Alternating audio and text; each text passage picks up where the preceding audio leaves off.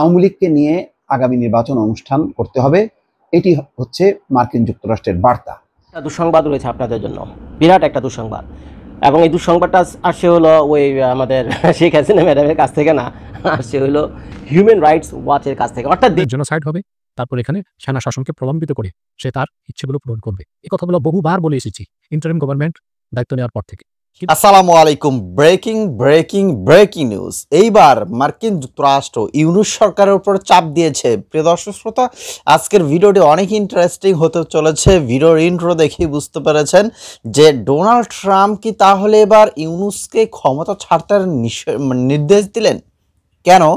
কারণ আপনারা দেখবেন যে বর্তমানে ডক্টর ইউনূস তার সরকার ঠিকমতো চালাতে পারছে না বাংলাদেশ, এবং ডোনাল্ড ট্রাম্প তিনি নির্দেশ দিয়েছেন, তার নির্দেশে বলা হচ্ছে যে অন্তপক্ষে আওয়ামী লীগকে নিয়ে আগামী নির্বাচন যেন অনুষ্ঠিত হয় বাংলাদেশে। তার মানে কি, যে এই প্রথম শেখ হাসিনাকে নিয়ে যুক্তরাষ্ট্রের একটা মন্তব্য। আওয়ামী লীগ থাকা মানে এইখানে শেখ হাসিনার ভূমিকা অবশ্যই থাকবে। যাই হোক, কথা বেশি বাড়াবো না। ডোনাল্ড ট্রাম্প আরও বিস্তারিত কি বলেছেন এবং তার নেতাকর্মীরা কি বলেছেন, ডক্টর মোহাম্মদ ইউনূসকে কি নির্দেশ দিয়েছেন, বিস্তারিত থাকছে স্ক্রিনে। ভিডিওটা সম্পূর্ণ দেখতে থাকুন, তাহলে হয়তো পুরোটাই বুঝতে পারবেন। আলোচনা, সেই আলোচনায় এসছে নির্বাচন এবং অপারেশন ডেভিল হান্ট। অনেকে বলেন যে এই নির্বাচনের অনেকগুলো বহুমাত্রিক দিক আছে। একটি হচ্ছে নির্বাচন কবে হবে সেটি তারা জানতে চান।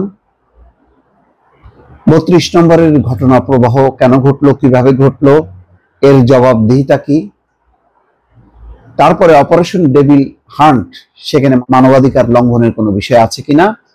আরেকটি গুরুত্বপূর্ণ বিষয়, অন্তর্ভুক্তিমূলক নির্বাচনের কথা বলেছে, অর্থাৎ আওয়ামী লীগকে নিয়ে আগামী নির্বাচন অনুষ্ঠান করতে হবে, এটি হচ্ছে মার্কিন যুক্তরাষ্ট্রের বার্তা। তাই যদি হয় তাহলে এটা নিঃসন্দেহে বলা যায় এই প্রথমবারের মতন 6 মাসের মাথায় এসে মার্কিন যুক্তরাষ্ট্রের পক্ষ থেকে একটি সরাসরি চাপ। এছাড়াও আঞ্চলিক একটি বিষয় আছে। 12 তারিখ এবং 13 তারিখ এই 2 দিন নরেন্দ্র মোদী মার্কিন যুক্তরাষ্ট্র সফর করবেন। সেই সফরে গুরুত্বপূর্ণ বৈঠক হচ্ছে ডোনাল্ড ট্রাম্পের সঙ্গে নরেন্দ্র মোদীর বৈঠক।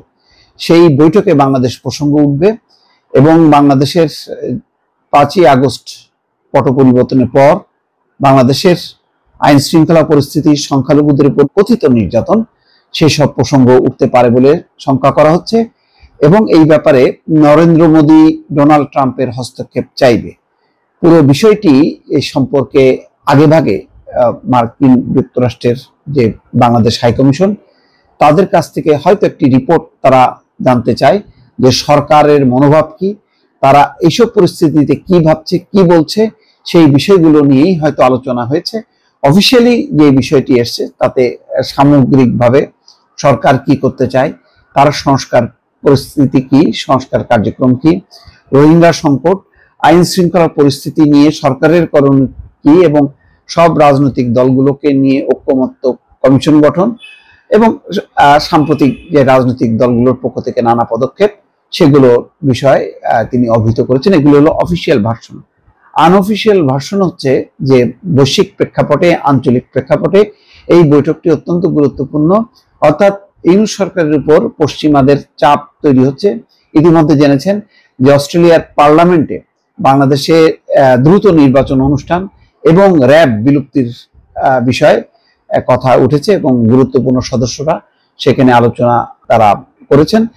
তারই আরেকটি প্রেক্ষাপট হচ্ছে মার্কিন যুক্তরাষ্ট্র ঠিক এই মুহূর্তে বাংলাদেশ সম্পর্কে তার নীতি কি পরিষ্কার না, এবং সেই বিষয়ে তারা কি নীতি গ্রহণ করবে, নরেন্দ্র মোদী কি চান আর বাংলাদেশ কি চায়, দুই দেশের মধ্যে যে সম্পর্কের টানাপোড়েন, তার প্রেক্ষিতে মার্কিন যুক্তরাষ্ট্র সম্ভবত অনেকে বলেন যে অনুভব করছে যে বাংলাদেশে একটি দ্রুত নির্বাচনের মধ্য দিয়ে একটি নির্বাচিত সরকার আসা দরকার, তাহলে বহু সংকটের সমাধান হবে এবং হঠকারী যে নানা রকম ঘটনা প্রবাহ হচ্ছে তার অবসান ঘটবে।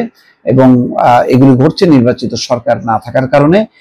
বর্তমান অন্তর্বর্তী সরকার অনেক কিছু নিয়ন্ত্রণ করতে পারছে না, আইন শৃঙ্খলা পরিস্থিতি, সংখ্যালঘুদের নিরাপত্তা, এই বিষয়গুলো খুব জোরালো ভাবে এসছে। অর্থাৎ এখানে অনেকটা টার্গেট হচ্ছে ইউনূস সরকার যে ব্যর্থ সেটি বলার চেষ্টা করছেন কেউ কেউ। পশ্চিমারা সরাসরি বলছে না, তারা সংস্কার কার্যক্রমের প্রশংসা করছেন, কিন্তু সংস্কার দীর্ঘায়িত হতে হতে ইতিমধ্যে আইন শৃঙ্খলা পরিস্থিতির অবনতি হচ্ছে এবং 5 ফেব্রুয়ারি 6 ফেব্রুয়ারি দেশব্যাপী যে তাণ্ডব চলেছে সেই তাণ্ডবকে তারা ভিন্নভাবে দেখছেন এবং এই প্রেক্ষিতে যে ধরপাকড় চলছে তাতে মানবাধিকার লঙ্ঘন হচ্ছে কিনা মার্কিন যুক্তরাষ্ট্র এই বিষয়টি সরাসরি ডক্টর মোহাম্মদ ইউনূসের কাছ থেকে জানতে চাচ্ছেন। ফলে রাতের বেলা ডক্টর ইউনূসের সঙ্গে কাছ থেকে, অর্থাৎ দেশের বাইরে কারো কাছ থেকে। তো হিউম্যান রাইটস ওয়াচ যারা পত্রপত্রিকা পড়েন বা জানেন বুঝেন, তারা কম বেশি বুঝেন যে অন্তত এই হিউম্যান রাইটস ওয়াচে কি জিনিস, এই কি মাল, বুঝছেন, হিউম্যান রাইটস ওয়াচ কি মাল, এটা কম বেশি আপনারা জানেন। এটা হলো একটা বেসরকারি সংস্থা। তো এদের কাজ হলো কোনো দেশে কোনো মানবাধিকার লঙ্ঘন হচ্ছে কিনা, মাইরগোতা কিলঘুষি হচ্ছে কিনা, বিচার বহির্ভূত এক্সট্রা জুডিশিয়াল কিলিং হচ্ছে কিনা, পুলিশ বাহিনী, র্যাব বাহিনী, বিমান বাহিনী যারা আছে তারা অন্যভাবে মানুষকে উঠে নিয়ে যেতেছে কিনা, আয়না ঘরে আটকে রাখতেছে কিনা, হত্যা, খুন, ধর্ষণ এগুলো হচ্ছে কিনা, এবং সরকার এগুলোর বিরুদ্ধে কি অ্যাকশন নিচ্ছে, যথেষ্ট অ্যাকশন নিচ্ছে কিনা, তো এগুলো ওয়াচ করা হলো তার কাজ। তো অর্থাৎ যে নিরীহ মানুষ আছে, ইনোসেন্ট পিপল আছে অল ওভার দ্য ওয়ার্ল্ড, যে ইনোসেন্ট পিপল আছে, গরিব নিরীহ সাধারণ মানুষদের যে মানবাধিকার, বুঝছেন, তো সেই মানবাধিকার, সেই মানুষ হিসেবে তার যে অধিকার সেটাকে সুনিশ্চিত করার জন্য হিউম্যান রাইটস ওয়াচ পৃথিবীর সব দেশে কাজ করে থাকে। এখন মনে করেন এই হিউম্যান রাইটস ওয়াচকে যত কঠিন দেশই হোক না কেন, যত বড় ডিক্টেটর থাকুক না কেন, সেটা নর্থ কোরিয়া হোক, বাংলাদেশ হোক, পাকিস্তান হোক, আফগানিস্তান হোক, ইরান হোক, যেখানে হোক না কেন, তারা কিন্তু এই হিউম্যান রাইটস ওয়াচকে বাপের চাইতেও ভয় পায়, বাপের চাইতেও ভয় পায়। কারণ হিউম্যান রাইটসের একটা খারাপ রিপোর্ট যদি বলে যে বাংলাদেশে মানবাধিকার লঙ্ঘন হয়েছে এবং এই সুনির্দিষ্ট কারণে এই জিনিসগুলো লঙ্ঘন হয়েছে, তো এই রিপোর্টটা সারা দুনিয়ার মানুষ দেখে। এবং এই রিপোর্ট যদি দেখে ওই যে আপনার কিম জং যদিও দেখে, নর্থ কোরিয়া থেকে যদি মিস্টার কিমও যদি এই নিউজ দেখে যে বাংলাদেশে কোনো একটা সাধারণ মানুষকে, কোনো একটা নিরীহ ইনোসেন্ট মানুষকে তুলে নিয়ে আয়না ঘরে 10 বছর আটকে রাখছেন, তার ছোট একটা বাচ্চা, কোলের বাচ্চা রেখে গেছে, সেই কোলের বাচ্চা এখন হাই স্কুলে পড়ে, তো এই ধরনের অমানবিক ঘটনা যদি দেখে এবং অত্যন্ত নির্মম কষ্টের কাহিনীগুলো যদি পত্রপত্রিকা আসে, এই মিস্টার কিমের মতো নর্থ কোরিয়ায় সেই ডিক্টেটর মিস্টার কিমও কিন্তু চাইতে যাবে বাংলাদেশের উপরে, একটা কাম করছে নাকি মিয়া, আমি মিস্টার কিম, আমি এত কিছু করি, সারা দুনিয়ার মানুষ আমরা দেখতে পারে, কিন্তু তুমি তোমার মতো তো মিয়া ধরেই না আমি এইভাবে কোনো মানুষের বিনা বিচারে 10 বছর আটকে রেখে ইনোসেন্ট মানুষকে মানি দেয়, এই মুহূর্তে আমি করি না। এটা কিন্তু সবাই কিন্তু পলিটিকায়, বুঝছেন, সবাই কিন্তু তখন ভালো মানুষ হয়ে যায় অন্য যখন বাটে পড়ে, তখন হিউম্যান রাইটসের এই নিউজটা, ওই রিপোর্টগুলো এতটা ভয়ঙ্কর। তা এখন মনে করেন আমেরিকার সহ যত উন্নত দেশগুলো রয়েছে, ইউরোপ বলেন, America, Canada, Australia, so if they wanted to do something to any country and watch the human rights, যদি তারা হিউম্যান রাইটসকে দেখতে চায় তাহলে তারা কি সিআইএ পাঠায় তারপরে বাংলাদেশে কি হিউম্যান রাইটস দেখবে, ঘরে ঘরে ঘুষকে, বুঝছেন, হিউম্যান রাইটস দেখবে না, তারা দেখবে হলো এই যে আন্তর্জাতিক যে প্রতিষ্ঠান রয়েছে এই হিউম্যান রাইটস, তার রিপোর্ট দেখবে। এখন সেই রিপোর্ট একটা ভয়ঙ্কর ঘটনা ছাপানো হয়েছে, যেটা কিনা আমাদের আসলে গায়ে লোম দাঁড়া যাওয়ার কথা, কারণ যারা বুঝেন এগুলো, বুঝছেন, পলিটিক্স বুঝেন, জিও পলিটিক্স বুঝেন, ইন্টারন্যাশনাল রিলেশন বুঝেন, তাদের জন্য এটা গায়ে লোম দাঁড়িয়ে যাওয়ার মতো ঘটনা। কিন্তু যারা এগুলো বুঝেন না, কিছু হলির লুঙ্গি উঠে দৌড় দেন আর খালি ভাঙচুরি করেন, ভাই তাদের কাছে এটা কোনো বিষয় নেই, এদেরকে বুঝে কোনো লাভ নাই।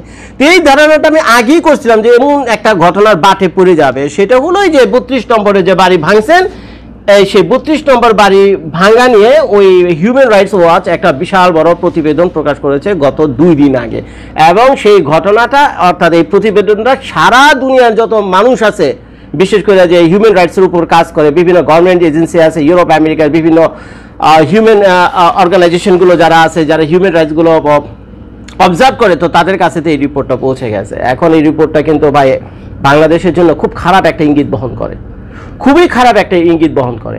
এখন এই রিপোর্টে বলতেছে যে ব্যক্তি এই রিপোর্ট করছে, আজ থেকে মাত্র 6 মাস আগে একই ব্যক্তি আরেকটা রিপোর্ট করেছিল বাংলাদেশের উপর, যখন 5ই আগস্ট ওই যে ছাত্র জনতার যে বিপ্লব হলো, তো সেখানে তারা ন্যারেটিভটা অনেকটা এরকম ছিল যে এখানে ছাত্র জনতা বিভিন্ন অন্যের বিরুদ্ধে বিদ্রোহ করেছে, বিভিন্ন অন্যায় বিরুদ্ধে সরকারের অন্যায় বিভিন্ন অন্যায় ডিসিশনের উপর সরকারের বিভিন্ন অনাচার আকাম কুকাম ইত্যাদি এগুলোর উপর ছাত্র জনতা বিক্ষোভ করছে এবং তখন আওয়ামী লীগ সরকারের যে ল এনফোর্সমেন্টের ছিল তো তারা তাদেরকে প্রতিরোধ করছে এবং মাইরাতে একেবারে সারখার করে দিয়েছে, বুঝছেন। তো তাদের নিউজটা ছিল এরকম, অর্থাৎ ছাত্রদের পক্ষে, ছাত্র জনতার পক্ষে ছিল কিন্তু নিউজ হিউম্যান রাইটস ওয়াচে।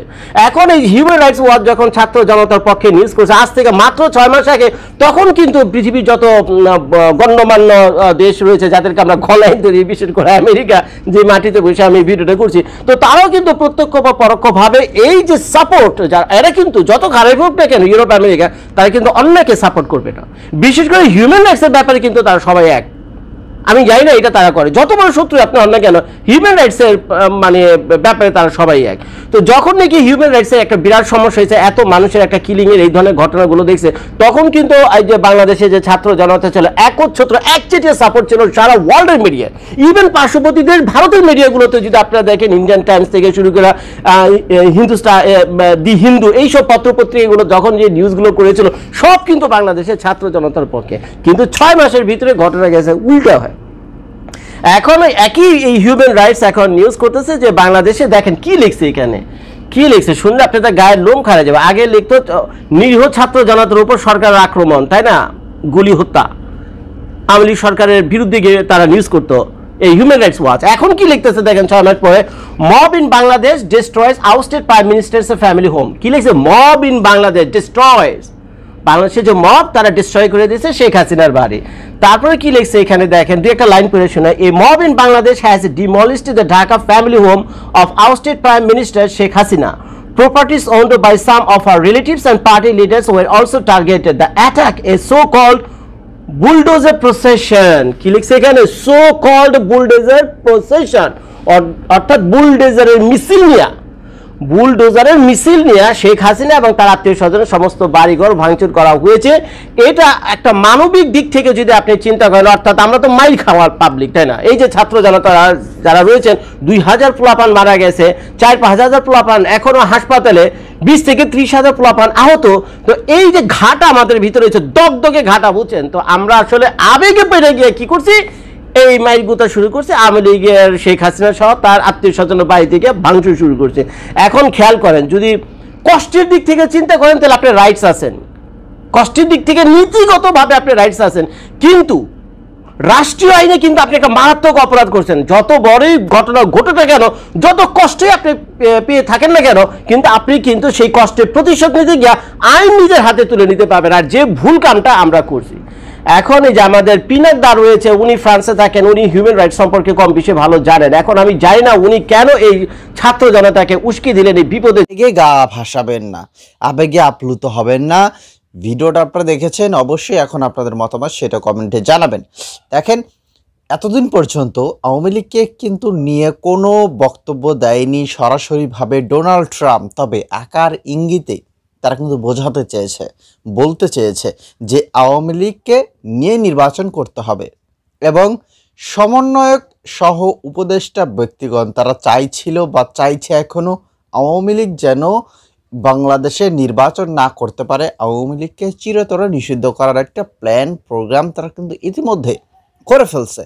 এরই মধ্য দিয়ে কিন্তু মার্কিন যুক্তরাষ্ট্র থেকে এরকম একটা নির্দেশ দেওয়া হচ্ছে যে আগামী নির্বাচনে আওয়ামী লীগ থাকতে হবে। তো যাই হোক, এখন আওয়ামী লীগকে রাখবে কিনা বা ডক্টর মোহাম্মদ ইউনূস তার সরকার কি সিদ্ধান্ত নেবে হয়তো বা আমরা আগামীতে জানতে পারবো। এখন পর্যন্ত কিন্তু সরাসরি বক্তব্য দেওয়া এরকম কোনো কথা আসে নাই, তবে খুবই চাপে আছে বলা যায় ডক্টর মোহাম্মদ ইউনূস, যে কোনো সময় করতে পারে পদত্যাগ। তো যাই হোক, সে পর্যন্ত ভালো থাকবেন এবং ভিডিও সম্পর্কে মতামত